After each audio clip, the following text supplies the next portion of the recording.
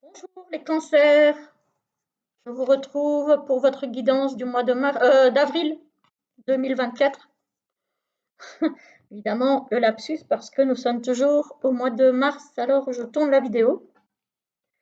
Alors, les cancers, je vous présente les jeux que j'ai utilisés pour la guidance de ce mois-là qui arrive. Voilà, j'espère que vous allez tous bien, que vous êtes en forme.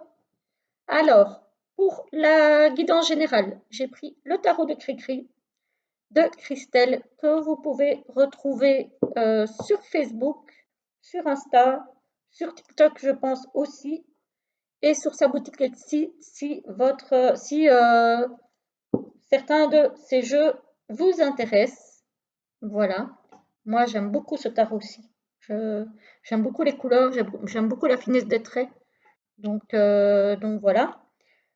J'ai utilisé pour la guidance financière et professionnelle mon bon vieil oracle G qui commence vraiment à se faire très vieux et usé, mais je continue à l'utiliser. Je vais peut-être penser à m'en racheter un autre parce que là, il y a un moment donné où il va tomber en morceaux, mais on n'y est pas encore. Alors, pour la guidance sentimentale et relationnelle, l'oracle de l'union sacrée de Karine Vigourou, là, je sais qu'elle n'en a plus. Voilà, le stock est épuisé et elle a dit qu'elle n'en referait pas. Donc, je suis contente de l'avoir. Et pour terminer, on se tirera 2 ou 3 cartes du petit oracle des guides de lumière pour savoir ce qu'ils ont à vous transmettre comme message pour le mois d'avril. Voilà, alors, on y va tout de suite avec les énergies générales pour vous les cancers. On a l'impératrice. L'impératrice, c'est la fécondité, c'est la créativité, c'est l'abondance. C'est une très belle carte. Ici, on a le 7 d'épée. Alors, le 7 d'épée, ça peut être une trahison, ça peut être des procédés pas très, enfin, à la limite de la légalité et de l'honnêteté, hein, on va dire ça comme ça. Ça peut être aussi la stratégie, le 7 d'épée. Voilà. Ça peut être le fait d'être stratégique, peut-être dans les affaires, par exemple. Mais toujours avec un côté un petit peu au bord de la légalité, hein. C'est pas très très glorieux, on va dire. C'est peut-être quelqu'un à qui vous avez affaire, donc faites attention. Ici, on a le 5 d'épée. Le 5 d'épée, c'est une divergence d'opinion, c'est des tensions, c'est voilà, c'est des choses pas très très cool, un petit peu conflictuelles, hein, clairement, hein. Le 5 d'épée, c'est voilà. Et ici, on a la reine de bâton. La reine de bâton, c'est la reine charismatique. Les bâtons, c'est l'action, c'est l'envie de, c'est le feu, hein. Donc c'est vraiment la motivation, c'est l'envie d'entreprendre, voilà. C'est vraiment cette reine-là, hein. Donc toujours plus loin, toujours plus fort, j'ai envie de dire. Voilà, on est en plein dans l'action là. C'est une leaduse aussi, hein, la reine de bâton, hein. C'est vraiment quelqu'un qui est leader. Alors, elle sait mener ses troupes. Alors, au niveau financier et professionnel, on a l'imprévu. Ah ah, l'imprévu, l'inattendu. On a la rose, donc a priori, c'est l'harmonie, c'est quelque chose de pas mal. On a un contrat important, ça peut être un CDI, ça peut être l'achat ou la vente d'un bien au niveau financier. Alors, ici, on a choix à faire, décision à prendre, ou peut-être le fait peut-être de quitter quelque chose pour aller vers quelque chose de nouveau. Alors, un nouveau travail peut-être, pourquoi pas. Peut-être que vous allez aller, on va vous proposer de façon inattendue d'aller dans une direction que vous n'avez peut-être pas encore explorée.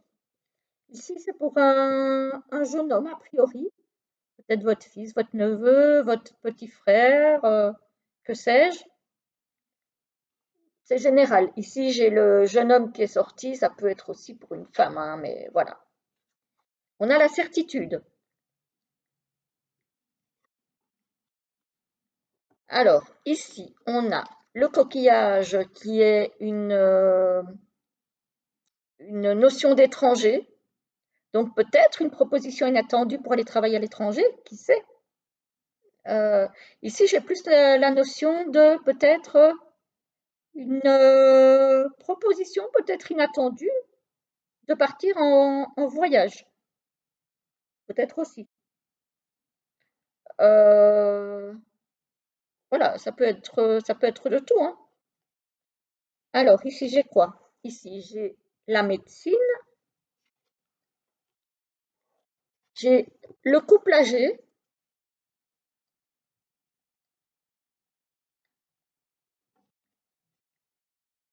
peut-être un couple âgé qui a des soucis de santé, peut-être.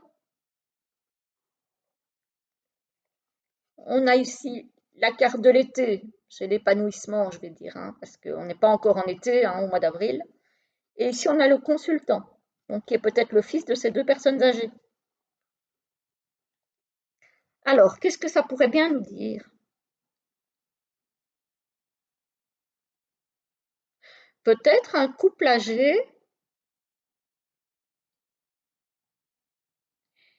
qui va faire hériter son fils d'une maison ou d'un bien situé à l'étranger. Alors, quand je dis étranger, ça peut être les dom-toms aussi, hein, pour ceux qui habitent en France. Mais j'ai quand même la notion de quelque chose d'éloigné, peut-être sur une île, hein, la Martinique, la Guadeloupe, que sais-je, bref. Euh, Ça peut être ça. Donc des papiers à signer importants dans le cadre peut-être d'une succession par rapport à un couple âgé. Ça peut être un CDI pour une jeune personne. Euh, En tout cas, il y a quelque chose d'inattendu au niveau financier ou professionnel qui arrive pour certains. Voilà comment ça me parle. Voilà. À voir, vous me direz, euh, les cancers, comment ça vous parle, si ça vous parle, bien sûr. Après, si vous avez une autre interprétation qui pourrait coller à votre situation, elle est bonne aussi, hein. Voilà, parce que c'est une guidance générale, donc je ne peux pas penser à toutes les configurations possibles. Euh, voilà, ça serait trop long déjà, et puis c'est pas possible. Voilà, je ne connais pas votre situation à tous, donc moi c'est ce qui me vient là, mais c'est possible qu'il y ait d'autres situations aussi. Alors, pour le sentimental et le relationnel, on a le cochon. Ici, on a envie de s'investir dans une relation, de faire des efforts pour que ça fonctionne. Mais certains sont dans une impasse, dans quelque chose qui ne fonctionne pas comme ça devrait. Voilà, ou quelque chose qui ne correspond en tout cas pas aux attentes et à l'investissement que vous y mettez.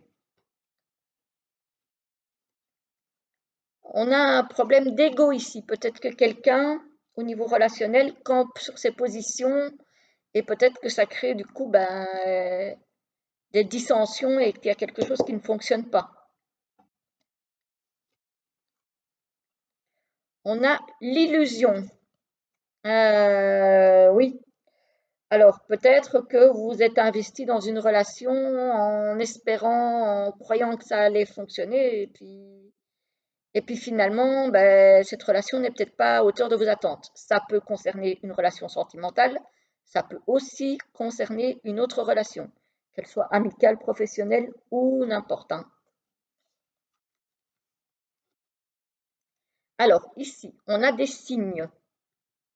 Voilà. Il y a des signes peut-être que vous ne captez pas. On a la friend zone. Ah, peut-être justement que vous vous êtes peut-être investi dans une relation en pensant que vous alliez pouvoir engager une relation amoureuse avec quelqu'un, avec cette personne à laquelle vous pensez, et qu'au final, malgré tout ce que vous y avez mis comme intention, ben voilà, les sentiments ne sont pas réciproques.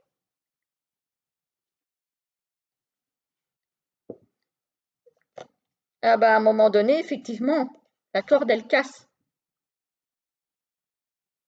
Parce que ben, si à un moment donné, vos sentiments ne sont pas réciproques, à un moment donné, ça ne peut pas fonctionner. Ici, on a la critique. Ah, peut-être que c'est une relation dans laquelle il y a beaucoup de reproches aussi. On voyait l'ego ici, hein. Donc peut-être qu'effectivement, il y a ce mode de fonctionnement-là qui complique aussi les choses, hein. Et qu'à un moment donné, ça casse forcément. Ouais, bah, on a l'orage, hein. Donc on a effectivement des tensions, hein. Et ici, on a quoi? Ah, on a quand même l'éclaircie, hein. Donc, il y en a certains pour qui il y a peut-être moyen d'arranger les choses.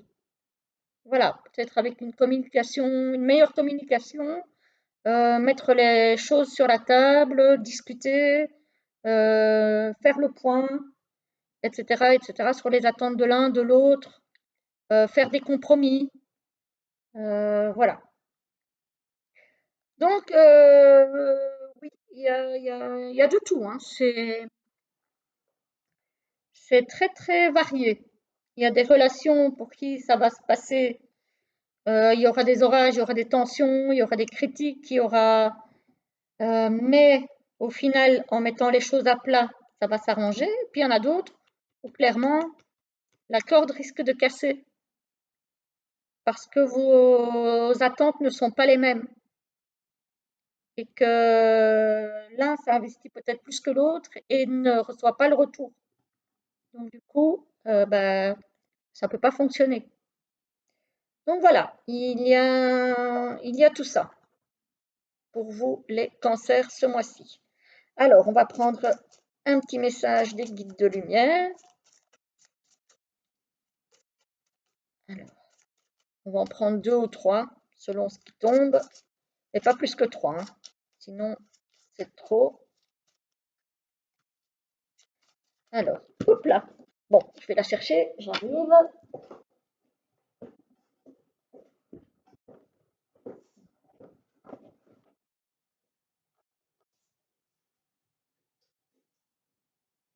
Oh là là, oh la terre est basse. Voilà, donc la première. Voilà, j'espère que les autres ne tomberont pas à terre. Parce que l'autre ou les autres, à voir combien j'en ai. Là, j'en ai deux. Ok, bon, ce sera les deux. Alors, la 2, la 3, une, 2 et 3. Choisissez celle qui vous appelle. Et je vous lis la première qui vous dit « Confie tes peines à ton guide de lumière. Lorsque tu es désespéré ou que tu as de la peine, confie-toi à moi, ton guide de lumière.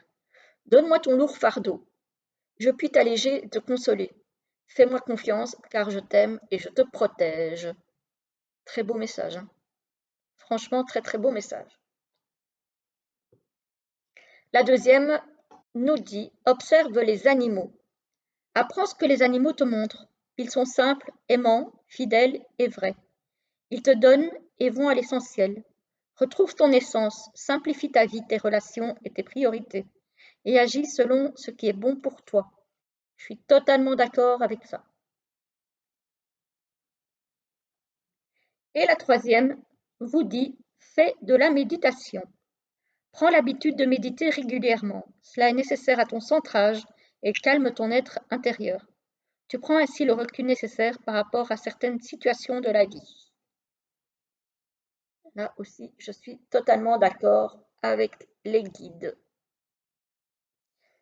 Voilà, voilà les amis Cancer, j'espère que ça vous aura parlé, que ça vous aura plu. Dites-moi en commentaire ce qui vous a parlé éventuellement ou ce que vous en avez pensé. Je vous lis toujours avec un grand plaisir et je vous réponds aussi avec grand plaisir. D'ici là, je vous souhaite une très belle journée, un très joli mois d'avril et je vous retrouve très très vite pour une prochaine vidéo. À bientôt!